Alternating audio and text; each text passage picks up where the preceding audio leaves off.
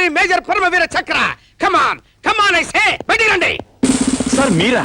Yes నేనే.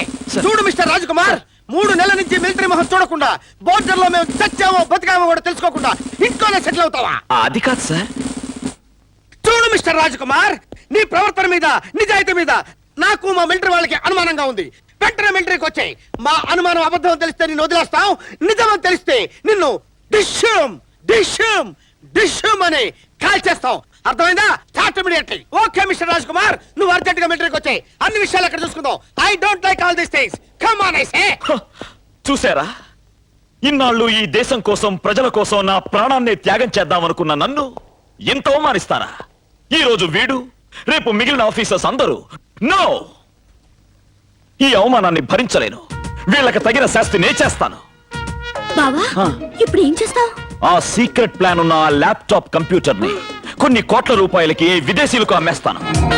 ఆ కోట్లు పట్టుకుని మనం ఏ విదేశాలకు పారిపోదాం. బావా, ఒక్కసారి సరిగ్గా ఆలోచించావా? షో, ఈ ఒక్కసారి బాగా ఆలోచించాను లత.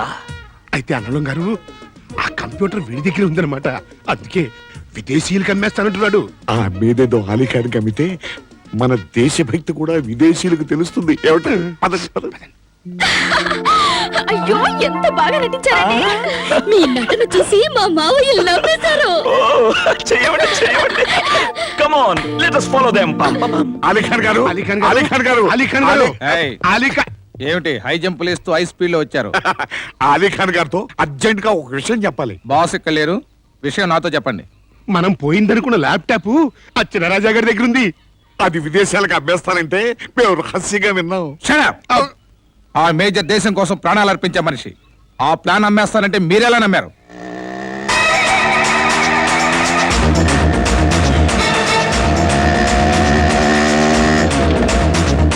చూసారా, మన స్థావరాన్ని తెలుసుకోవడం కోసం వాడు అలా నటించి ఉంటాడు.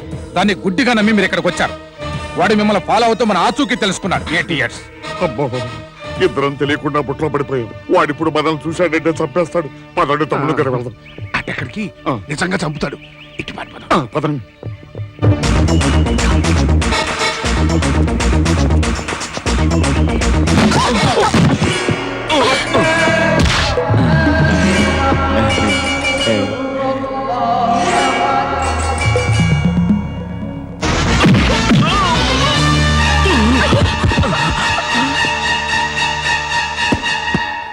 ఎందుకండి ఈ రౌడీ ఏదో కొట్టించుకోవడాలు తన్నించుకోవడాలు?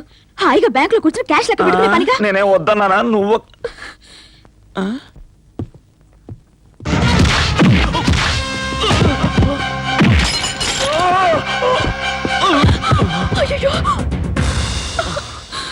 దెబ్బలు తిన చాలు కానీ పదండి పోదాం. అయితే పద.